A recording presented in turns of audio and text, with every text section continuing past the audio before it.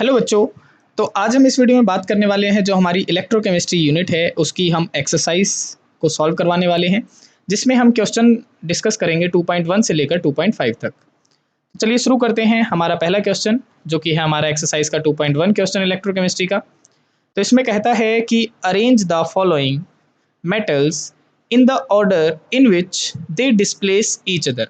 कहता है ये आपको कुछ मेटल्स दिए गए हैं यहाँ पे और इनको आपने इस तरीके से अरेंज करना है कि वो एक दूसरे को क्या कर सकें, डिस्प्लेस कर सकें, यानी उनकी रिएक्टिविटी के आधार पे आपने इनको क्या करना है, अरेंज करना है। ठीक है।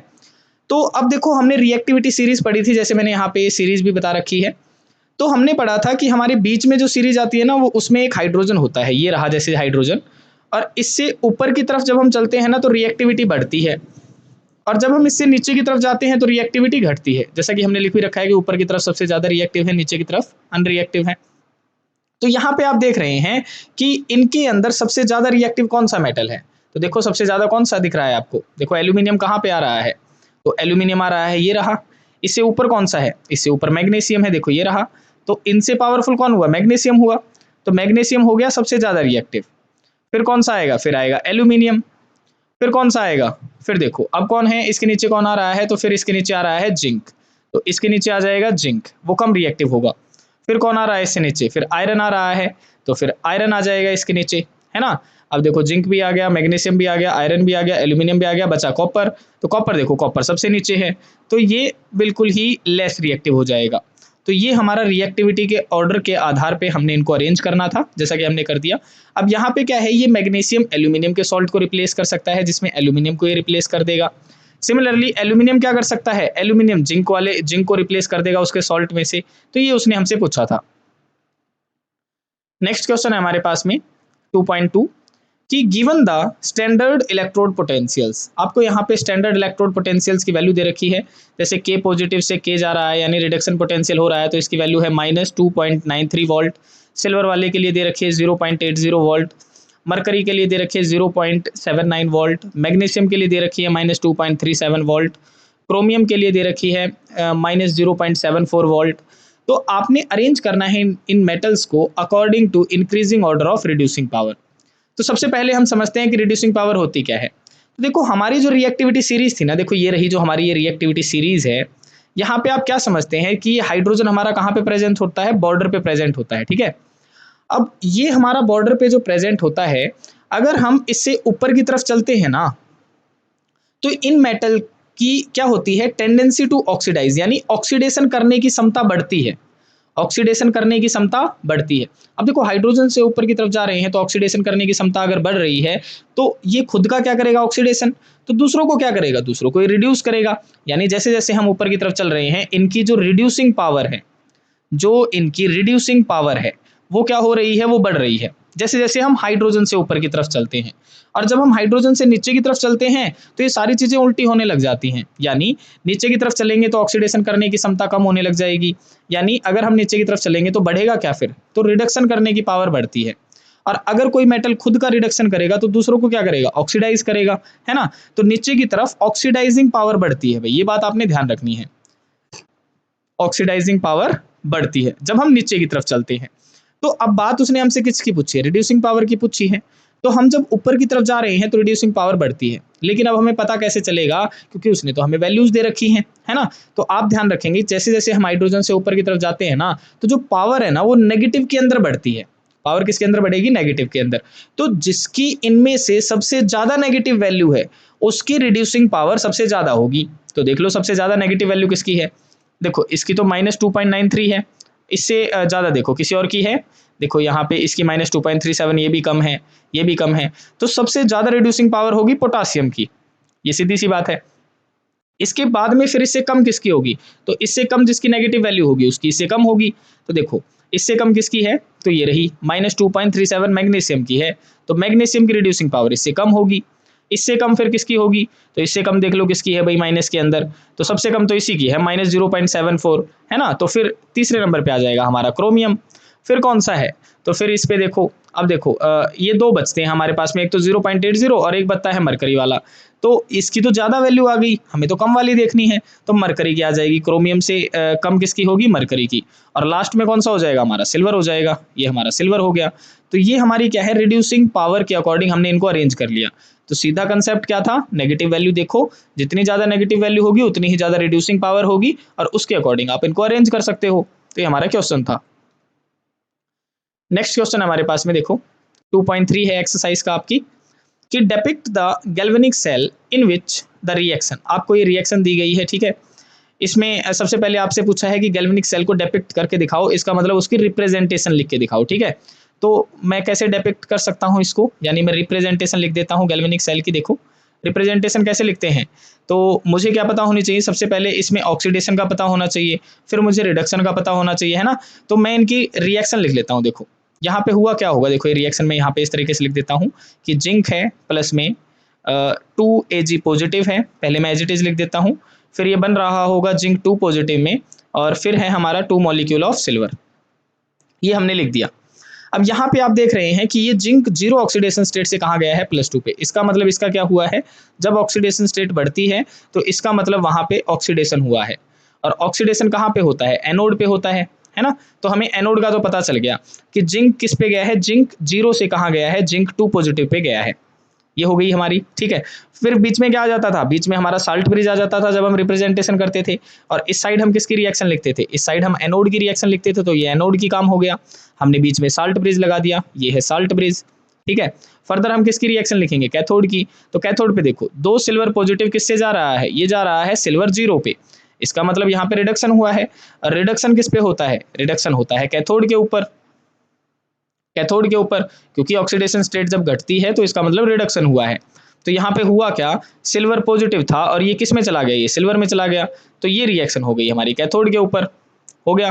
तो डेपिक्टेशन आप कैसे कर सकते हैं, इस तरीके से हम रिप्रेजेंटेशन कर सकते हैं।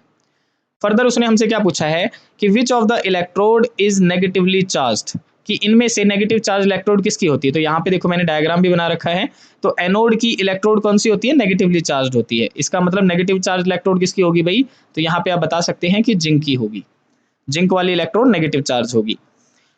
नेक्स्ट उसने पूछा है कि the carriers of the current in this cell, कि जो करंट का कैरियर होता है वो कौन होगा इस सेल के अंदर।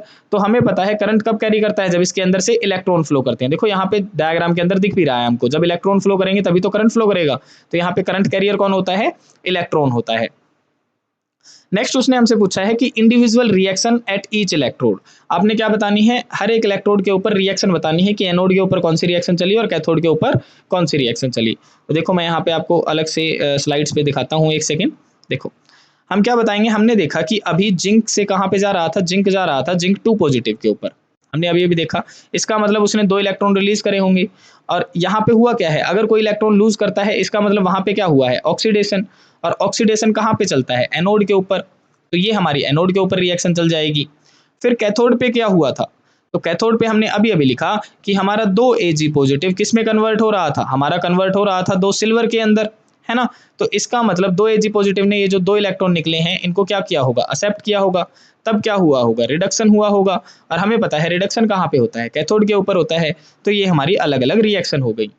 देखो जैसा कि हमने यहाँ पे बताया, इस तरीके से आप यहाँ पे इनको बता सकते हैं, ठीक है। तो ये हमने अलग अलग इलेक्ट्रोड के ऊपर ये रिएक्शन लिख के भी दिखा दिया आपको।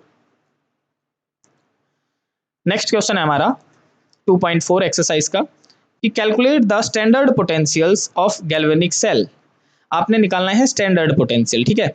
और हमें पता है कि स्टैंडर्ड पोटेंशियल का हमारे पास में फार्मूला होता है E naught cell is equal to E naught cathode minus E naught anode, ये हमारे पास में फॉर्मूला होता है। तो आपने ये निकालना है, और आपको ये रिएक्शन दी गई है कि 2 क्रोमियम, यहाँ पे मैं लिख देता हूँ इसको दोबारा से, कि 2 क्रोमियम है और 3 कैडमियम 2 पॉजिटिव हैं, 3 कैडमियम 2 पॉजिटिव हैं, और ये हमारे जा रहे हैं 2 क्रोमियम 3 पॉजिटिव के अंदर, और 3 मोल ऑफ कैडमियम हमारे बन रहे हैं, ये हमारी रिएक्शन है। स्टैंडर्ड इलेक्ट्रोड पोटेंशियल आपको दे रखे हैं, क्रोमियम के लिए दे रखा है और किसके लिए दे रखा है, कैडमियम के लिए दे रखा है। ठीक है, ये दोनों ही रिडक्शन पोटेंशियल दे रखे हैं भैया। हमें कैसे पता चला मुझे कि ये रिडक्शन पोटेंशियल है, तो यहाँ पे आपको दिख रहा है कि +3 देखो यहाँ पे है और यहाँ पे 0 ऑक्सीडेशन स्टेट होगी, है ना। तो +3 से अगर 0 पे जा रहा है इसका मतलब ऑक्सीडेशन स्टेट घट रही है, और जब ऑक्सीडेशन स्टेट घटती है इसका मतलब ये रिडक्शन पोटेंशियल है। सिमिलरली आप यहाँ पे देखो, यहाँ पे कैडमियम 2 पॉजिटिव से कहाँ जा रहा है, 0 पे जा रहा है, इसका मतलब घटी है, और घटी है तो ये भी क्या है, रिडक्शन पोटेंशियल है। तो ये जो फॉर्मूला है ना हमारा, हम किस में अप्लाई करते हैं, रिडक्शन पोटेंशियल में ही अप्लाई करते हैं। हम सारी चीजें रिडक्शन की फॉर्म में लेके चलते हैं, और अगर हमसे कोई ऑक्सीडेशन पोटेंशियल पूछ ले तो आपने ध्यान रखना है कि स्टैंडर्ड ऑक्सीडेशन पोटेंशियल और स्टैंडर्ड रिडक्शन पोटेंशियल बिल्कुल सेम होते हैं, बस उनमें क्या फर्क होता है, माइनस साइन का फर्क होता है। यानी अगर स्टैंडर्ड रिडक्शन पोटेंशियल की वैल्यू पॉजिटिव में आ जाती है तो मैं सिर्फ माइनस का साइन लगा दूंगा, वो वैल्यू मेरी स्टैंडर्ड ऑक्सीडेशन पोटेंशियल की बन जाएगी। तो अब बात आती है, ये दो वैल्यूज मुझे दे रखी हैं, इनमें से कैथोड की किसकी वैल्यू है और एनोड की किसकी वैल्यू है। तो यहाँ पे आपको एक सिंपल सी ट्रिक याद रखनी है, और वो ट्रिक क्या है आपकी, वो ट्रिक है कि जो वैल्यू आपको ज्यादा दिखाई देती है ना, जो वैल्यू आपको बड़ी दिखाई देती है, वो वैल्यू किसकी माननी है, आपको कैथोड की माननी है। अगर आपको ये ट्रिक समझ में आ जाती है तो आपके सारे क्वेश्चन सॉल्व हो जाते हैं। तो देखो हमारे पास में दो वैल्यूज दे रखी हैं, एक तो है -0.74, एक है -0.40। तो इन दोनों में से बड़ी वैल्यू कौन सी है, तो हमें पता है ये वाली बड़ी वैल्यू है -0.40, क्योंकि माइनस के अंदर जितनी बढ़ती है ना वैल्यू वो कम हो जाती है, तो हम छोटी वाली वैल्यू लेके चलेंगे, वही वैल्यू क्या होगी, ज्यादा होगी। तो यहाँ पे ज्यादा वैल्यू ये है, तो ये हमारी कैथोड की वैल्यू है। ठीक है, बस आपने अब यहाँ पे वैल्यूज पुट करनी है। तो ये मैं यहाँ पे पुट करूंगा, कैथोड की जगह -0.40, माइनस एनोड की जगह पे कहाँ क्या पुट करोगे, -0.74। तो ये क्या हो जाएगा, माइनस माइनस प्लस हो जाएगा, तो -0.40 प्लस 0.74, इसमें से हम माइनस करेंगे तो कितना हो जाएगा, ये बन जाएगा +0.34 वोल्ट। ठीक है, करके देख लेना आप, देखो 4 के 4 और 7 में से 4 गया 3, तो ये हमारा प्लस में आंसर आ गया। तो ये है हमारा स्टैंडर्ड रिडक्शन पोटेंशियल या फिर स्टैंडर्ड सेल पोटेंशियल हमारा आ गया है। देखो ये हमारा 2.4 का सेकंड पार्ट है भाई, यानी इसी का हमारा सेकंड पार्ट है 2.4 का, जिसमें हमें रिडक्शन पोटेंशियल ही निकालना है, मतलब स्टैंडर्ड सेल पोटेंशियल ही हमें निकालना है। तो अभी अभी मैंने आपको फॉर्मूला क्या बताया, फॉर्मूला बताया मैंने E naught cathode minus E naught anode, E naught anode, और ये फॉर्मूला हमारा किसका हो गया है, ई नॉट सेल का हमारा फॉर्मूला है। तो यहाँ पे देखो आपको ये रिएक्शन दी गई है, और इस रिएक्शन के लिए आपको दो वैल्यूज दे रखी हैं। तो मैंने अभी अभी आपको क्या बताया, मैंने बताया जो वैल्यू ज्यादा होगी वही वैल्यू कैथोड की होगी। तो इन दोनों में से ज्यादा वैल्यू किसकी है, ये है 0.80 वोल्ट, तो आपने ये कैथोड की जगह पे लिख देनी है, इसकी जगह पे लिख देनी है, यानी 0.80 माइनस एनोड की जगह पे कम वाली वैल्यू लिख दोगे, यानी 0.77। तो जैसे ही आप इसको सॉल्व करेंगे क्या वैल्यू आएगी आपकी, देखो ये आ जाएगी आपकी 0.3 आ जाएगी, है ना, सॉरी 10 में से 7 गया, 3 आ गया, और 7 में यानी 0.03 वोल्ट आ जाएगी, 0.03 वोल्ट। ये वैल्यू हमारी हो गई ई नॉट सेल की। तो इस तरीके से आप इसको सॉल्व कर सकते हैं। देखो नेक्स्ट क्वेश्चन है हमारा एक्सरसाइज का, हमारा 2.5 क्वेश्चन है इलेक्ट्रोकेमिस्ट्री का, कि calculate the standard Gibbs free energy. तो देखो ये जो भी ये टर्म पूछता है ना, आपको शुरुआत में क्या पता होना चाहिए, उनके फॉर्मूले पता होने चाहिए। तो जैसे ही उसने स्टैंडर्ड गिब्स फ्री एनर्जी पूछा ना, आपके दिमाग में ये फॉर्मूला आ जाना चाहिए कि स्टैंडर्ड गिब्स फ्री एनर्जी का फॉर्मूला होता है -NF ई नॉट सेल, ये हमारा फॉर्मूला होता है। ठीक है, तो उसने मुझसे ये पूछा है। दूसरा मुझसे उसने पूछा कि इक्विलिब्रियम कांस्टेंट की वैल्यू निकालो। अब देखो इक्विलिब्रियम कांस्टेंट के लिए हमने एक रिलेशन पढ़ी थी, अगर आपको याद हो तो, और रिलेशन क्या थी हमारी, कि log of k is equal to n E naught cell, और डिवाइड में था हमारा 0.0591। ये हमारी जो हमारा फॉर्मूला था वो था। यहाँ से हमारी log k की वैल्यू निकल जाती है। फर्दर अगर मुझे केवल k की वैल्यू चाहिए, यानी केवल इक्विलिब्रियम कांस्टेंट की वैल्यू चाहिए, तो मुझे एंटी लॉग लेना पड़ता है, जो कि काफी ज्यादा लंबा प्रोसीजर हो जाता है। तो अगर आप इतना भी सॉल्व करके आते हैं तो आपका क्वेश्चन गलत नहीं होगा। ठीक है, तो ये दो फार्मूले के बारे में उसने पूछा मुझसे। नेक्स्ट वो कहता है write the Nernst equation and EMF of the following cell. Next वो हमसे कह रहा है कि ये जो हमारे पास में सेल दी गई है, इसके लिए नर्स्ट इक्वेशन आपने लिख के दिखानी है। दूसरी चीज, हमें ईएमएफ भी निकाल के आपने दिखाना है। ठीक है, तो यहाँ पे आपको क्या क्या निकालना है, देखो ई नॉट सेल भी आप निकाल के दिखाएंगे, यहाँ पे ई नॉट सेल भी आप निकाल के दिखाएंगे। और ई नॉट सेल के लिए मैंने आपको फॉर्मूला बता रखा है कि आप अप्लाई कर सकते हैं E naught cathode minus E naught anode. ये आप अप्लाई कर सकते हैं। दूसरी चीज़, हमें नर्नेस्ट इक्वेशन लिखनी आनी चाहिए। तो नर्नेस्ट इक्वेशन हमारी क्या होती थी, हमारी होती थी कि E cell is equal to E naught cell minus 0.0591 upon में n और log of concentration of product divide में कंसंट्रेशन ऑफ रिएक्टेंट, ये हमारा होता था। अब यहाँ पे n होता था नंबर ऑफ इलेक्ट्रॉन के रिएक्शन के अंदर कितने नंबर ऑफ इलेक्ट्रॉन है। तो ये मेन हमारे फॉर्मूलेज हैं जो हम इन क्वेश्चंस के अंदर इस्तेमाल करने वाले हैं, क्योंकि 2.5 के हमारे लगभग 3 से 4 पार्ट हैं, तो वो भी हम इसके अंदर सॉल्व करेंगे। ठीक है, तो आपको ये फॉर्मूले पता होने चाहिए। अब देखो, अब आगे क्वेश्चन पढ़ते हैं हम। क्या बताया उसने पहले पार्ट के अंदर, हमें एक रिएक्शन दे दी गई है। देखो, मैग्नीशियम से मैग्नीशियम 2 पॉजिटिव पे जा रहा है और कॉपर 2 पॉजिटिव से कॉपर पे जा रहा है। तो यहाँ से मुझे पता चला कि मैग्नीशियम तो 0 ऑक्सीडेशन स्टेट से +2 पे जा रहा है। इसका मतलब अगर मैं इसकी रिएक्शन लिख के दिखाऊं तो यहाँ पे ऑक्सीडेशन हुआ होगा, क्योंकि 0 से +2 पे जाना है, इसका मतलब ऑक्सीडेशन स्टेट जब बढ़ती है तो ऑक्सीडेशन होता है। तो ये रिएक्शन हमारी चली होगी एनोड के ऊपर, और एनोड के ऊपर क्या हुआ होगा कि मैग्नीशियम ने 2 इलेक्ट्रॉन क्या कर दिए होंगे, रिलीज कर दिए होंगे। ये हमारी ऑक्सीडेशन हुई होगी एनोड के ऊपर। फिर कैथोड के ऊपर क्या रिएक्शन चली होगी, तो कैथोड के ऊपर तो रिडक्शन चलता है, और मुझे दिख रहा है कि कॉपर 2 पॉजिटिव से कहां जा रहा है, कॉपर जा रहा है 0 ऑक्सीडेशन स्टेट के अंदर, तभी तो रिडक्शन हुई है। तो इसके ऊपर चली होगी कि कॉपर 2 पॉजिटिव ने 2 इलेक्ट्रॉन एक्सेप्ट करे होंगे और क्या बनाया होगा, कॉपर बना दिया होगा। तो ये हमारी दोनों रिएक्शन है। और अगर मैं ओवरऑल रिएक्शन लिखूं इसकी, तो क्या लिखी जाएगी, देखो जो कट रहा है उसे काट दो। देखो 2 इलेक्ट्रॉन से तो 2 इलेक्ट्रॉन कट गए होंगे, बाकी लेफ्ट साइड जोड़ दो, राइट साइड जोड़ दो। तो ये बन गया होगा मैग्नीशियम प्लस में कॉपर 2 पॉजिटिव, और इधर बन गया होगा मैग्नीशियम 2 पॉजिटिव प्लस में कॉपर। अब यहाँ पे देखो प्रोडक्ट तो ये है और रिएक्टेंट ये है। तो यहाँ पे जब मैं नर्नेस्ट इक्वेशन लिखने जाऊंगा ना, कंसंट्रेशन ऑफ प्रोडक्ट डिवाइड में कंसंट्रेशन ऑफ रिएक्टेंट, तो ये बात आपने ध्यान रखनी है कि सॉलिड की जो कंसंट्रेशन होती है ना, सॉलिड की जो कंसंट्रेशन होती है वो हम यूनिटी यानी एक मान के चलेंगे। तो उसे आप लिखो या ना लिखो, बात बराबर ही है।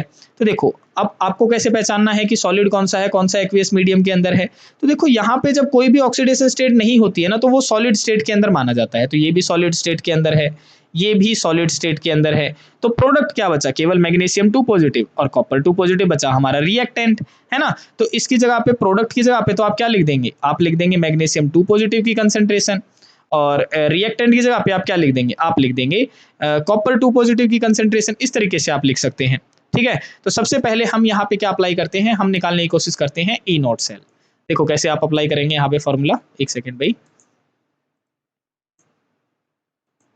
देखो, सबसे पहले हम यहाँ पे करते हैं ई नॉट सेल निकालते हैं। तो ई नॉट सेल के लिए हमारा फॉर्मूला था E naught cathode minus E naught anode, E naught cathode minus E naught anode, ये हमारा फॉर्मूला था।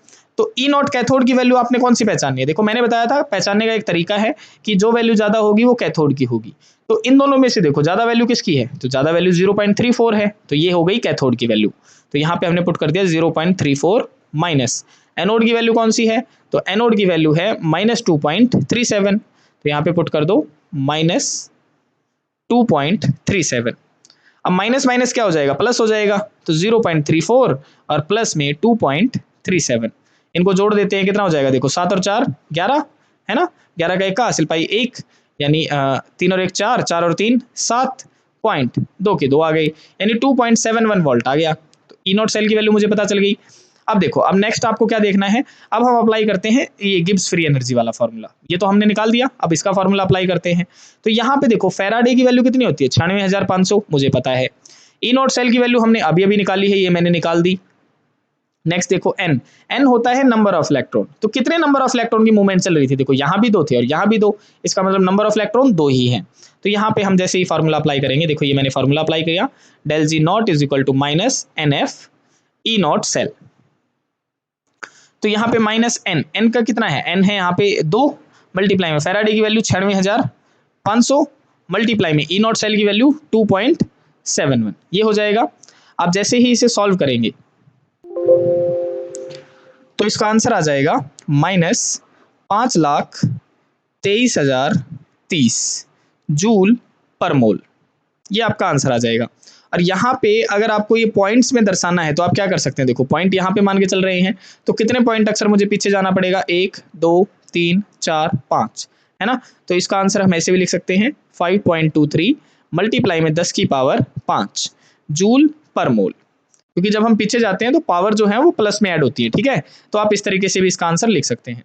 तो ये था हमारा स्टैंडर्ड गिब्स फ्री एनर्जी निकालने का तरीका। अब नेक्स्ट उसने हमसे क्या पूछा था, उसने हमसे पूछा था लॉग के, यानी इक्विलिब्रियम कांस्टेंट की वैल्यू निकालो। तो इसकी वैल्यू के लिए आप कौन सा फार्मूला अप्लाई करेंगे, तो देखो मैंने डायरेक्ट फार्मूला आपको बताया है। तो लॉग के लिए क्या फार्मूला है, इसके लिए फार्मूला है एन ई नॉट सेल और डिवाइड में 0.0591, और यहाँ पे n की वैल्यू कितनी है, तो मैंने बताया n की वैल्यू 2 है, मल्टीप्लाई में ई नॉट सेल की वैल्यू 2.71 है, अभी हमने निकाली है, डिवाइड में 0.0591, और जैसे ही हम इसको सॉल्व करेंगे तो इसका आंसर आ जाएगा 91.70। ये आ गया हमारा इक्विलिब्रियम कांस्टेंट की वैल्यू। नेक्स्ट हम देखते हैं कि उसने हमसे क्या पूछा था, हमसे पूछा था कि आपने इसमें नरनेस्ट इक्वेशन भी लिख के दिखानी है। तो नरनेस्ट इक्वेशन को हम सॉल्व कर लेते हैं। देखो नरनेस्ट इक्वेशन कैसे लिखी जाएगी, तो इसको लिखने का हमारा फॉर्मूला है कि E cell is equal to E naught cell minus 0.0591 upon में n और log of concentration of product divide में कंसंट्रेशन ऑफ रिएक्टेंट, है ना। ये है हमारी नरनेस्ट इक्वेशन। तो ई सेल हमारा क्या था, ई सेल हमारा निकालना है हमने, और ई नॉट सेल हमने क्या निकाला था अभी 2.71, तो 2.71 हो गया माइनस 0.0591 अपॉन में n, नंबर ऑफ इलेक्ट्रॉन कितने थे, 2 थे, log of concentration of product हमने किसकी लिखनी है, तो देखो यहाँ पे हमने लिख के भी बताया था, तो प्रोडक्ट हमने लिखनी है मैग्नीशियम 2 पॉजिटिव की, और रिएक्टेंट है हमारा कॉपर 2 पॉजिटिव। तो ऊपर हम लिख लेंगे मैग्नीशियम 2 पॉजिटिव की कंसंट्रेशन, और डिवाइड में आ जाएगा हमारा कॉपर 2 पॉजिटिव की कंसंट्रेशन। अब यहाँ पे जितना हमसे सॉल्व होता है उतना हम करेंगे। देखो 2.71 माइनस, इसको डिवाइड कर लेते हैं, देखो 0.0, ये 2 पे कटेगा तो 2 दूनी 4, 1 बचा, फिर 2 नीम 18, 1 बचा, फिर 2 पंजे 10, लगभग इतने पे कट जाएगा, ठीक है। तो लॉग ऑफ फिर कंसंट्रेशन ऑफ प्रोडक्ट कितनी है, मैग्नीशियम 2 पॉजिटिव की कंसंट्रेशन कितनी है, तो देखो यहाँ पे दे रखी है, देखो ये लिख रखी है, तो मैग्नीशियम 2 पॉजिटिव की कंसंट्रेशन है 0.001 मोलर, ठीक है। तो यहाँ पे हम लिखेंगे 0.001 मोलर डिवाइड में कॉपर 2 पॉजिटिव की कितनी है, तो यहाँ पे देखो ये दे रखी है 0.0001 मोलर, यानी 3 जीरो लगानी है हमने, 0.0001 मोलर, ठीक है। तो अब हम यहाँ पे इनको सॉल्व करने की कोशिश करते हैं। सबसे पहले देखो इसको मैं क्या लिख सकता हूँ, इसको देखो आप यहाँ पे लिख सकते हैं, देखो पॉइंट है यहाँ पे, तो मैं इसको पॉइंट से अगर आगे की तरफ चलाऊंगा तो कितने कदम चलूंगा, 1 2 3, 3 कदम चलूंगा। तो जब मैं आगे की तरफ चलता हूँ ना जितने कदम, तो उतनी पावर माइनस में ऐड होती है, यानी -3 हो जाएगी, और यहाँ पे मुझे 4 कदम चलना पड़ेगा, देखो 1 2 3 4, तो ये पावर जुड़ेगी 10 की पावर -4 हो जाएगी। अब जब ये ऊपर जाएगा तो 10 की पावर 4 प्लस में हो जाएगी, तो ये बन जाएगा कुछ इस तरीके से, 10 की पावर 4 प्लस में मल्टीप्लाई में 10 की पावर -3। इसे जब आप सॉल्व करेंगे तो क्या बचेगा, यहाँ पे केवल 10 बचेगा, यानी log ऑफ 10 बच जाएगा। और मुझे पता है कि log 10 की वैल्यू कितनी होती है, log 10 की वैल्यू होती है 1। इसका मतलब ये पूरी टर्म जो है ये किस में बदल जाएगी, ये 1 में बदल जाएगी। हो गया ये तो सॉल्व, बचा क्या, ये बच गया। अब इसको सॉल्व कर लेते हैं, 2.71 में से इसको माइनस कर देते हैं, देखो 2.71 पीछे 0 कितनी ही लगा लो, इसको माइनस कर देते हैं तो 0.0295 करो माइनस इसमें से, देखो 10 में से 5 गया 5, यहाँ पे कितना बच गया 9, 9 में से 9 गया 0, यहाँ पे कितना बच गया 0, 0 में से 2 गया, कितना हो जाएगा, देखो 0 में से 2 गया, सॉरी 0 में से 2 जाएगा नहीं, तो इसको यहाँ से लेनी पड़ेगी, 10 में से 2 गया 8, है ना। यहाँ पे कितना बचेगा, यहाँ पे बचेगा 6, तो ये 6 हो गया, और यहाँ पे 0.2, ठीक है। तो 2.6805 वोल्ट आपका क्या आ जाएगा, यहाँ पे आंसर आ जाएगा। तो इस तरीके से आपने क्वेश्चन सॉल्व करना था। तो हमने सारे ही पार्ट्स इसके कवर कर लिए हैं जो जो उसने हमसे पूछा था। अब हम इसका नेक्स्ट पार्ट देखते हैं 2.5 का। देखो 2.5 में हमें फिर से एक रिएक्शन दे रखी है और वही सारी बातें हमसे पूछ रहा है, ठीक है। तो सबसे पहले आपने क्या निकालना है, इसके लिए आपने रिएक्शन देखनी है कि रिएक्शन चल कैसे रही है। तो मैं यहाँ पे बताता हूँ, देखो 0 से 1 किस पे जा रहा है, आयरन 0 से जा रहा है +2 पे, है ना। इसका मतलब ऑक्सीडेशन संख्या बड़ी है, यानी ये एनोड की तरह काम करेगा। तो यहाँ पे हम लिखते हैं कि एनोड के ऊपर रिएक्शन क्या चली होगी। देखो कि आयरन क्या हुआ होगा, आयरन गया होगा आयरन 2 पॉजिटिव के अंदर, इसका मतलब यहाँ पे 2 इलेक्ट्रॉन इसने रिलीज करे होंगे। फर्दर आप देख रहे हैं कि H पॉजिटिव है और H पॉजिटिव हाइड्रोजन गैस में कन्वर्ट हो रहा है, तो ये कैसे कन्वर्ट हुआ होगा, तो कैथोड के ऊपर कैसी रिएक्शन चली होगी, ये रिएक्शन आपको आनी चाहिए भाई, और ये लिख के भी आनी है आपको, ठीक है। तो कैसे चली होगी कि 2 H पॉजिटिव आयन जब 2 इलेक्ट्रॉन को एक्सेप्ट करेगा जो यहाँ से निकले हैं, तब जाके ये हाइड्रोजन गैस बनाएगा, है ना। अब यहाँ पे मैं क्या करता हूँ, यहाँ पे मैं ओवरऑल रिएक्शन लिखने की कोशिश करता हूँ। तो देखो 2 इलेक्ट्रॉन से तो 2 इलेक्ट्रॉन कट जाएंगे, बचेगा क्या, देखो Fe बच गया, प्लस में 2 H पॉजिटिव बच गया, इधर की तरफ देखोगे तो क्या बचेगा, Fe2 पॉजिटिव बचेगा, प्लस में हाइड्रोजन गैस बचेगा। अब यहाँ पे आपको प्रोडक्ट क्या लिखना है, यानी कंसंट्रेशन ऑफ प्रोडक्ट क्या लिखेंगे और कंसंट्रेशन ऑफ रिएक्टेंट क्या लिखेंगे। तो यहाँ पे ध्यान देना है, देखो हाइड्रोजन क्या है, हाइड्रोजन है गैस, और इसका प्रेशर कितना है, तो देखो प्रेशर उसने बता रखा है हमें 1 बार। तो अगर इसका 1 बार है तो इसको लिखो या ना लिखो, बात तो बराबर रहनी है, तो इसे मैं नहीं लिखूंगा, ठीक है, इसे मैं नहीं लिखूंगा। अब प्रोडक्ट क्या बचा, प्रोडक्ट बचा आयरन 2 पॉजिटिव, तो इसकी जगह पे मैं लिख सकता हूँ आयरन 2 पॉजिटिव की कंसंट्रेशन डिवाइड में, ये तो सॉलिड है, इसे तो मैं वैसे भी नहीं लिखूंगा। बचा क्या, H पॉजिटिव, और H पॉजिटिव के आगे 2 लगा है, तो आपने H पॉजिटिव की कंसंट्रेशन लिख के ऊपर पावर 2 लगानी है। तो ये कंसंट्रेशन ऑफ प्रोडक्ट डिवाइड में कंसंट्रेशन ऑफ रिएक्टेंट लिखना है, ये हमारा नर्नेस्ट इक्वेशन में काम आएगा। हो गया। अब हमने क्या करना है, अब यहाँ पे देखना, अब उसने मुझसे सबसे पहले आपने क्या निकालना है, क्योंकि मुझे यही फॉर्मूले अप्लाई करने हैं, जैसे मैंने यहाँ पे बताए थे, इन्हीं चारों के बारे में यहाँ पे वो पूछ रहा है आपसे। तो सबसे पहले आप यहाँ पे निकालेंगे ई नॉट सेल, यहाँ पे हम निकालते हैं ई नॉट सेल। मुझे पता है ई नॉट सेल कैसे निकलेगा, ई नॉट कैथोड माइनस में ई नॉट एनोड, ये हम फॉर्मूला अप्लाई करेंगे। तो कैथोड की वैल्यू इन दोनों में से कौन सी होगी, अब जो वैल्यू ज़्यादा है वो कैथोड की होगी, तो 0 वैल्यू ज़्यादा है माइनस के कंपैरिजन में, तो 0 यहाँ पे होगा माइनस, और एनोड की वैल्यू कौन सी है, -0.44, तो यहाँ पे पुट कर दोगे -0.44, तो माइनस माइनस प्लस हो जाएगा, यानी ई नॉट सेल की वैल्यू आ गई 0.44 वोल्ट। हो गया। अब ई नॉट सेल की वैल्यू मतलब जैसे ही निकलती है, आप किसकी वैल्यू निकालेंगे, गिब्स फ्री एनर्जी की वैल्यू निकालेंगे। तो यहाँ पे हम गिब्स फ्री एनर्जी की वैल्यू निकालते हैं अब इस केस में। तो देखो गिब्स फ्री एनर्जी का हमारा फॉर्मूला है -NF E naught cell. N क्या है, एन है नंबर ऑफ इलेक्ट्रॉन, तो कितने नंबर ऑफ इलेक्ट्रॉन हमारे इस रिएक्शन में चल रहे थे, 2 चल रहे थे, इसका मतलब 2 वैल्यू है नंबर ऑफ इलेक्ट्रॉन को, और फेराडे की वैल्यू होती है 96,500 मल्टीप्लाई में ई नॉट सेल की वैल्यू कितनी होगी यहाँ पे, तो देखो ये निकाल रखी 0.44 वोल्ट, तो 0.44 वोल्ट। जैसे ही आप इसे सॉल्व करेंगे आपकी गिब्स फ्री एनर्जी की वैल्यू आएगी। तो जब आप इसे सॉल्व करते हैं तो आपका आंसर आ जाता है -84,920 जूल पर मोल, ये आपका आंसर आ जाता है। ये आ गई हमारी स्टैंडर्ड गिब्स फ्री एनर्जी। इसके बाद में आप क्या निकालेंगे, देखो उसने हमसे क्या पूछा है, देखो ये भी निकल गया, ये भी निकल गया। अब बचा है इक्विलिब्रियम कांस्टेंट की वैल्यू, तो लॉग के का हम यहाँ पे फार्मूला अप्लाई कर देंगे। देखो इस केस में, तो इस केस में जब मैं लॉग के की वैल्यू निकालूंगा तो फॉर्मूला है हमारा n E naught cell divide में 0.0591।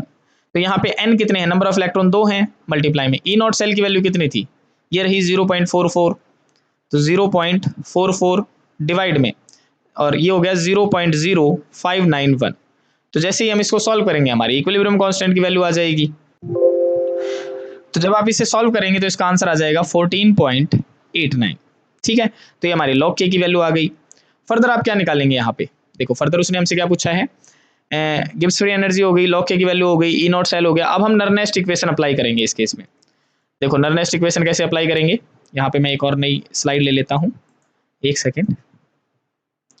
देखो नर्नेस्ट इक्वेशन का हमारी इक्वेशन है E cell is equal to E naught cell minus 0.0591 upon में n, और log of concentration of product divide में कंसंट्रेशन ऑफ रिएक्टेंट। तो यहाँ पे प्रोडक्ट की जगह पे आप किसकी कंसंट्रेशन लिखेंगे, मैंने अभी आपको बताया था, देखो यहाँ पे अभी बता रहा था मैं कि ये हो जाएगी आयरन 2 पॉजिटिव के ऊपर और H पॉजिटिव का स्क्वायर हो जाएगी। तो यहाँ पे हम लिख देंगे, देखो यहाँ पे इस तरीके से आयरन 2 पॉजिटिव डिवाइड में H पॉजिटिव की कंसंट्रेशन और इसकी पावर 2, ये हो गया। अब इसे हम फर्दर आगे देखो इसे किस तरीके से लिख सकते हैं। तो आयरन 2 पॉजिटिव की कंसंट्रेशन कितनी है, तो यहाँ पे इक्वेशन में देखो कितनी दे रखी है, 0.001 मोलर। ठीक है, तो यहाँ पे लिख दो, देखो 0.001 मोलर, ये तो आयरन 2 पॉजिटिव की है। H पॉजिटिव की कितनी दे रखी है, तो ये H पॉजिटिव की दे रखी है, देखो यहाँ पे ये दे रखी है 1 मोलर। ठीक है, तो यहाँ पे 1 मोलर पुट कर दो, और इसका स्क्वायर है तो इसे लिखो या ना लिखो। अब यहाँ पे देखो, यहाँ पे पॉइंट मुझे कितने अक्षर आगे ले जाना पड़ेगा, 1 2 3, 3 अक्षर अगर मुझे आगे ले जाना पड़ेगा तो ये बनेगा 10 की पावर -3, और डिवाइड में तो एक ही है, इसे लिखो या ना लिखो, है ना। अब क्या होगा, अब देखो ये बन गया हमारा कुछ इस तरीके से, और नंबर ऑफ इलेक्ट्रॉन की वैल्यू कितनी है, तो यहाँ पे 2 वैल्यू थी, इसे हम सॉल्व कर लेते हैं आगे। देखो E cell is equal to E naught cell की वैल्यू कितनी थी, तो इसकी वैल्यू हमने निकाली थी अभी 0.44। ठीक है, तो यहाँ पे पुट कर दो 0.44 माइनस 0.0591 डिवाइड में 2 और लॉग ऑफ क्या बचेगा, ये बच गया 10 की पावर -3। अब जब हम इसे सॉल्व करेंगे तो ये बन जाएगा 0.44 माइनस, इसे सॉल्व करो 0.0, देखो 2 दूनी 4, ये हो गया 2 नीम 18 और 2 पांजे 10, इस पे हो गया। अब जब लॉग की जो पावर होती है ना वो पावर आगे आ जाती है जब हम इसे सॉल्व करते हैं, तो ये -3 क्या हो जाएगा, आगे आ जाएगा और ये बच जाएगा log 10। और मुझे पता है log 10 की वैल्यू कितनी होती है, 1 होती है, तो ये वैल्यू हमारी 1 बन जाएगी इसकी, तो है ना, ये तो 1 बन गई। अब देखो माइनस माइनस क्या हो जाएगा, प्लस हो जाएगा, तो ये तो हो गया प्लस, यानी 0.44 ये प्लस बन गया। और 3 की इससे मल्टीप्लाई करो तो क्या बनेगा, देखो 3 पंजे 15 का 50, हासिल पाई 1, 3 निम 27, 27 और 1 28 का 8, हासिल पाई 2, 3 दूनी 6, 6 और 2 8, और ये क्या हो गया 0.0, इसे प्लस कर देते हैं, तो प्लस करोगे कितना हो जाएगा, देखो हम पॉइंट तक ही ले लेते हैं, ज़्यादा आगे नहीं जाते हैं, केवल 2 पॉइंट तक ही चलाते हैं, तो 0.08 प्लस कर देता हूं मैं। यहाँ पे प्लस करोगे तो 4 और 8 कितना हो गया 12, हासिल पाई 1 यानी 5.0, यानी 0.52 वोल्ट आ जाएगी हमारी ई सेल की वैल्यू।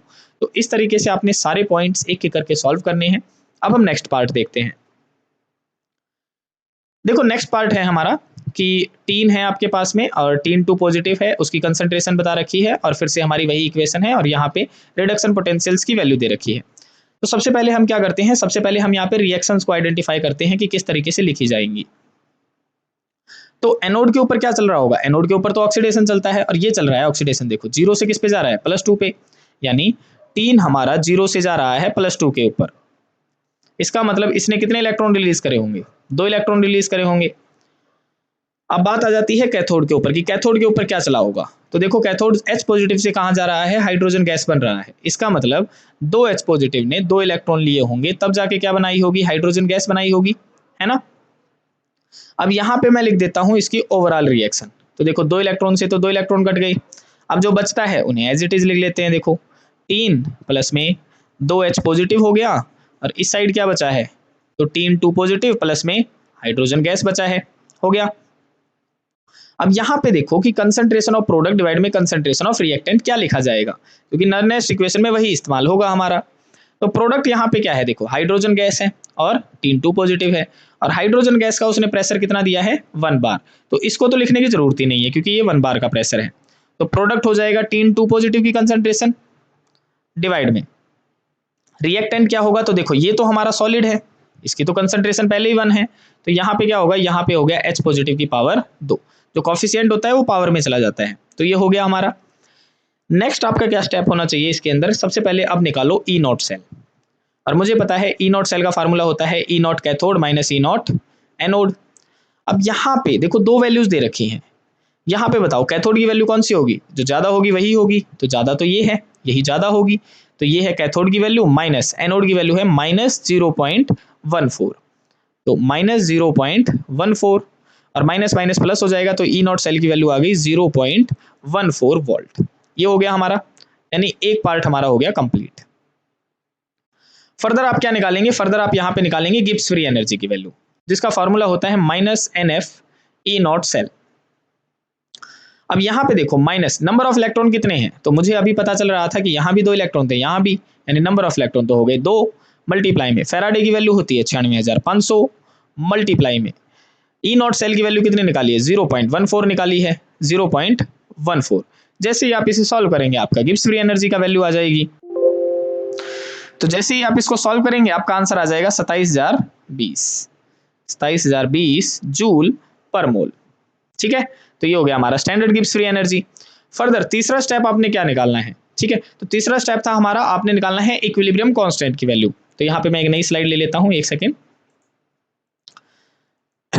देखो अब मुझे पता है कि इक्विलिब्रियम कांस्टेंट निकालने के लिए मैं फार्मूला अप्लाई करूंगा ये कि लॉग के बराबर था हमारा n E naught cell divide में 0.0591, ये था।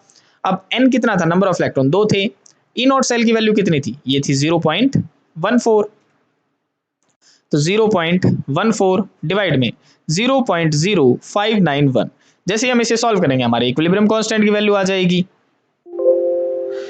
तो इसका आंसर आ जाएगा 0.016। ठीक है, तो ये आ गई हमारी इक्विलिब्रियम कांस्टेंट की वैल्यू। अब हमारा लास्ट पॉइंट क्या था कि आपने नर्नेस्ट इक्वेशन लिख के दिखानी है। तो नेक्स्ट इक्वेशन क्या थी हमारी, वो थी हमारी E cell is equal to E naught cell minus 0.0591 upon में n और log of concentration of product divide में कंसंट्रेशन ऑफ रिएक्टेंट। तो यहाँ पे आप क्या लिखेंगे, टीन 2 पॉजिटिव की कंसंट्रेशन डिवाइड में H पॉजिटिव की कंसंट्रेशन का स्क्वायर, यानी इस तरीके से टीन 2 पॉजिटिव की कंसंट्रेशन डिवाइड में H पॉजिटिव की कंसंट्रेशन का स्क्वायर। अब मैं इसको सॉल्व करता हुआ चलता हूं। देखो तो टीन 2 पॉजिटिव की कंसंट्रेशन कितनी है, तो ये हमें दे रखी है 0.050 मोलर, है ना। तो यहाँ पे कर दो 0.050 मोलर डिवाइड में H पॉजिटिव की कितनी दे रखी है, तो इसकी है 0.020 मोलर, 0.020 मोलर। ठीक है, अब देखो 0 से 0 काट दो, कोई फर्क ही नहीं पड़ता। इस पॉइंट से ये पॉइंट काट दो, कोई फर्क नहीं पड़ता। अब यहाँ पे जब इसे सॉल्व करोगे कितनी वैल्यू आएगी, देखो 2 दूनी 4 और फिर नहीं चली तो 0.2 पंजे 10, तो ये बन गया 2.5 और लॉग 2.5 की कितनी वैल्यू होती है, तो ये आपको याद रखनी पड़ेगी भाई, लॉग 2.5 की वैल्यू होती है 0.397। तो यहां पे सारी वैल्यूज हम पुट कर देते हैं। देखो E cell is equal to E naught cell की वैल्यू हमने क्या निकाली थी 0.14, तो 0.14 माइनस नंबर ऑफ इलेक्ट्रॉन यहाँ पे कितने पुट करोगे आप, 2 पुट करोगे। तो जब आप इसे सॉल्व करेंगे तो कितना आ जाएगा, देखो 0.0 2 दूनी 4, ये कट गया और फिर बचा 2 नीम 18 और 2 पंजे 10, ये हो गया। और मल्टीप्लाई में फिर आपको कितना करना पड़ेगा 0.397, क्योंकि लॉग 2.5 की वैल्यू आ गई। ठीक है, जैसे आप इसको सॉल्व करते हैं आपकी ई सेल की वैल्यू आ जाती है, तो इसका आंसर आ जाएगा 0.128 वोल्ट। ठीक है, तो ये था हमारा क्वेश्चन। अब हम नेक्स्ट करते हैं। देखो नेक्स्ट क्वेश्चन हमारे पास में फिर से हमें यहाँ पे एक इक्वेशन दी गई है जिसके लिए, और ये हमारा 2.5 का ही 4th पार्ट है। तो यहाँ पे हमें सारी ही वही चीज़ें निकालनी है जो हमने यहाँ पे सबसे पहले पार्ट में निकाली थी। पहले आप गिब्स फ्री एनर्जी निकाल लेंगे, इक्विलिब्रियम कांस्टेंट निकालेंगे, ई नॉट सेल निकालेंगे और नेक्स्ट इक्वेशन आप अप्लाई करेंगे। ठीक है, तो ये हमारा एक्सरसाइज का 2.5 का 4th पार्ट है। देखो जिसमें हमें क्या दे रखी है, हमें कुछ इक्वेशन दे रखी हैं कि प्लेटिनम सॉलिड स्टेट में है, ये ब्रोमीन नेगेटिव है। ठीक है, और ये किस में जा रहा है, ये जीरो ऑक्सीडेशन स्टेट में जा रहा है। देखो ब्रोमीन -1 से कहाँ जा रहा है, ये जा रहा है ब्रोमीन 0 के अंदर। तो ये कैसे गया होगा, देखो हम रिएक्शन लिख के देखते हैं सबसे पहले एनोड के ऊपर, कि ये कैसे हो सकता है कि जब 2 Br नेगेटिव किस में चले जाएं, ब्रोमीन के अंदर चले जाएं, तब वो क्या करेंगे, 2 इलेक्ट्रॉन को रिलीज करेंगे। कैसे, देखो यहाँ पे -1 है, -1 से क्या गया है 0 पे गया है, ऑक्सीडेशन संख्या क्या हुई है, बढ़ी है, और जब बढ़ती है तो क्या होता है, ऑक्सीडेशन होता है। तो ये हमारी एनोड के ऊपर रिएक्शन चली है। फिर आपने देखना है कि कैथोड के ऊपर कौन सी रिएक्शन चली होगी। फिर तो कैथोड में मुझे क्या दिखाई दे रहा है, देखो H पॉजिटिव किस में बदल रहा है, हाइड्रोजन गैस में बदल रहा है। तो ये कैसे बदला होगा, ये बदला होगा जब 2 H पॉजिटिव ने क्या किया होगा, 2 इलेक्ट्रॉन को एक्सेप्ट किया होगा और हाइड्रोजन गैस बना दिया होगा। अब यहाँ पे मैं क्या लिखूंगा, यहाँ पे मैं ओवरऑल रिएक्शन लिखूंगा। तो देखो 2 इलेक्ट्रॉन से तो मैं 2 इलेक्ट्रॉन काट दूंगा, जो चीजें बची हैं उन्हें एज इट इज लिख दूंगा। देखो 2 Br नेगेटिव मैंने एज इट इज लिख दिया, प्लस में 2 H पॉजिटिव मैंने एज इट इज लिख दिया, इज इक्वल टू, और फिर ब्रोमीन गैस आ गई और फिर प्लस में हाइड्रोजन आ गया। अब यहाँ पे आपने क्या देखना है, यहाँ पे आप देखेंगे कि जो देखो ये जो ब्रोमीन है ना, ब्रोमीन लिक्विड फॉर्म में है भाई यहाँ पे।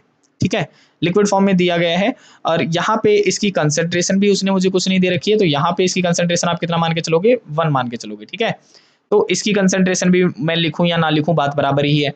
दूसरी तरफ मेरे पास में है हाइड्रोजन गैस, तो यहाँ पे हाइड्रोजन गैस का प्रेशर जो है वो 1 बार है, इसको भी मैं नहीं लिखूंगा। ठीक है, बचा क्या, मेरे पास में केवल रिएक्टेंट बचे हैं दोनों। ठीक है, और रिएक्टेंट में जो हाइड्रोजन है, देखो इसकी कंसंट्रेशन भी मुझे दे रखी है। दूसरी तरफ आप देखेंगे Br नेगेटिव, इसकी कंसंट्रेशन भी मुझे दे रखी है। तो यहाँ पे जो कंसंट्रेशन ऑफ प्रोडक्ट डिवाइड में कंसंट्रेशन ऑफ रिएक्टेंट बनेगा, प्रोडक्ट की कंसंट्रेशन तो 1 रहेगी और रिएक्टेंट की क्या रहेगी, Br नेगेटिव की कंसंट्रेशन की पावर 2 और H पॉजिटिव की कंसंट्रेशन की पावर 2, इन दोनों की पावर 2 बन जाएगी। और ऊपर क्यों नहीं लिखा, क्योंकि दोनों की क्या है, कंसंट्रेशन मैंने 1 मान ली है। ये काम हो गया मेरा। अब यहाँ पे सबसे पहले आप इक्वेशन अप्लाई करेंगे ई नॉट सेल की, और ई नॉट सेल कैसे निकलता है, E naught cathode minus E naught anode से निकलता है। तो कैथोड आप इन दोनों में से कौन सा मानेंगे, जो वैल्यू ज्यादा होगी वो कैथोड की होगी। तो यहाँ पे देखो अब यहाँ पे आपने एक चीज देखनी है भाई, कि क्या ये दोनों वैल्यू रिडक्शन पोटेंशियल की ही हैं, क्योंकि मैंने बताया था ये फॉर्मूले में आप सारी वैल्यू किसकी पुट करेंगे, रिडक्शन पोटेंशियल की ही पुट करेंगे। तो इधर मैं देख रहा हूं ब्रोमीन वाले केस में कि इधर तो जीरो ऑक्सीडेशन स्टेट होगी और ये -1 पे जा रहा है। तो जीरो से अगर -1 पे जा रहा है तो क्या ऑक्सीडेशन स्टेट बढ़ी है? नहीं, यहाँ पे ऑक्सीडेशन स्टेट घटी है। और जब ऑक्सीडेशन स्टेट घटती है इसका मतलब क्या होता है? रिडक्शन। तो यहाँ पे ये तो रिडक्शन की वैल्यू है और यहाँ पे देखोगे तो देखो +1 से कहाँ पे जा रहा है? 0 पे। तो ये भी रिडक्शन हुआ है। तो इन दोनों में ज्यादा वैल्यू किसकी है? ब्रोमीन वाले की, यानी +1.09। तो ये कैथोड की वैल्यू है, यानी 1.09 माइनस एनोड की वैल्यू कौन सी है? तो ये हो गया 0। तो हमारा ई नॉट सेल आ गया 1.09 वोल्ट। ये हो गया। इसको सॉल्व करते ही अब मेरा दूसरा पॉइंट क्या था कि मुझे स्टैंडर्ड गिब्स फ्री एनर्जी निकालनी है, जो थी हमारी, जिसका फॉर्मूला था -NF ई नॉट सेल। ये फॉर्मूला था। अब यहाँ पे -n, n number of electron कितने हैं? तो देखो 2 इलेक्ट्रॉन यहाँ निकल रहे थे, 2 एक्सेप्ट हो रहे थे, तो 2 हो गया मल्टीप्लाई फैराडे की value 96,500 multiply E naught cell की वैल्यू कितनी है? तो 1.09। जैसे ही मैं इनको मल्टीप्लाई करूंगा मेरा स्टैंडर्ड गिब्स फ्री एनर्जी आ जाएगा। तो जब आप इसको सॉल्व करेंगे तो इसका आंसर आ जाएगा 2,10,370 जूल पर मोल। ये इसका क्या आ गया? आंसर आ गया। ठीक है, अब जैसे ही मैं निकाल देता, इसके बाद में हम कौन सा फार्मूला अप्लाई करते थे? फिर हम निकालते थे इक्विलिब्रियम कांस्टेंट।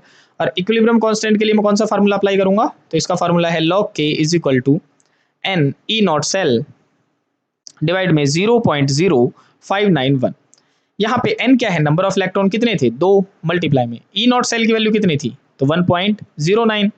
तो 1.09 डिवाइड में 0.0591।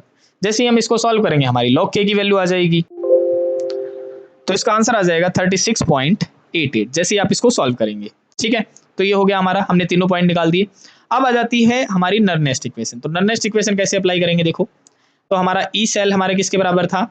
ई नॉट सेल माइनस 0.0591 अपॉन में n log of concentration of product divide में कंसंट्रेशन ऑफ रिएक्टेंट। और यहाँ पे आपने क्या लिखना है? तो देखो ये वाली चीज आपने लिखनी है, यानी 1 बाय ब्रोमीन नेगेटिव की कंसंट्रेशन का स्क्वायर, 1 बाय ब्रोमीन नेगेटिव की कंसंट्रेशन का स्क्वायर और H पॉजिटिव की कंसंट्रेशन का स्क्वायर। तो पहले इसी को सॉल्व कर लेते हैं।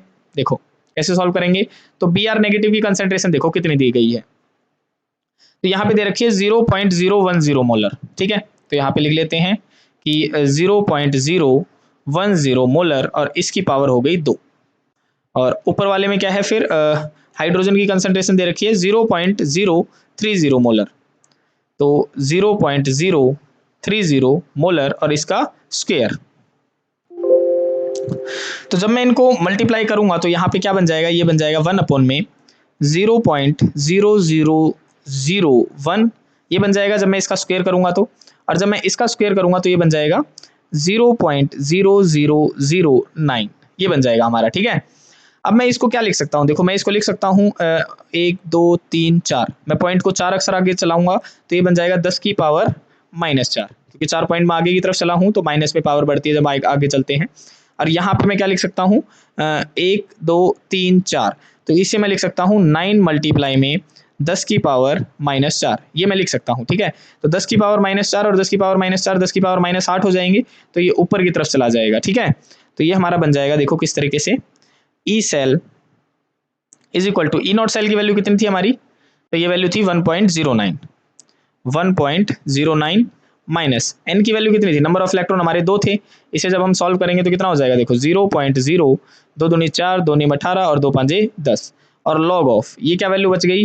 तो ये बन गई हमारी 1/9 मल्टीप्लाई में 10 की पावर 8, ये बन जाएगी हमारी। ठीक है, इसको अब हम आगे क्या करते हैं? सॉल्व कर लेते हैं। तो जैसे ही आप इसको सॉल्व करते हैं 1/9 को, तो ये वैल्यू आ जाती है हमारी अप्रॉक्स, देखो पहले मैं इसको सॉल्व करता हूँ यहाँ पे। ठीक है, तो ये बन जाएगा मेरा log ऑफ 0.111 मल्टीप्लाई में 10⁻8। ठीक है, और जब मैं इस टोटल की जब मैं वैल्यू देखूंगा ना log की, इसकी पूरे की वैल्यू, तो ये वैल्यू मेरी अप्रॉक्स आती है 7.046 के अराउंड भाई। ठीक है, तो इसकी वैल्यू जो बनेगी मेरी, आप कैलकुलेटर का इस्तेमाल कर सकते हैं। अदरवाइज अगर आपका इस तरीके का क्वेश्चन बोर्ड में आ जाता है तो आप जहां तक आपसे कैलकुलेशन होती है वहां पर आप लिख के छोड़ सकते हैं। तो ये बन जाएगा मेरा 7.046। ठीक है, तो ये मेरी अप्रॉक्स वैल्यू बन जाती है। अब मैं इन वैल्यूज को क्या करूंगा, यहां पे मैं पुट कर दूंगा। तो देखो क्या बन जाएगी मेरी, ये बन जाएगा E cell is equal to 1.09 minus 0.0295 multiply में, और ये हो गया 7.046। तो जब आप इनकी मल्टीप्लाई करेंगे तो ये बन जाएगा मेरा 1.09 माइनस 0.207।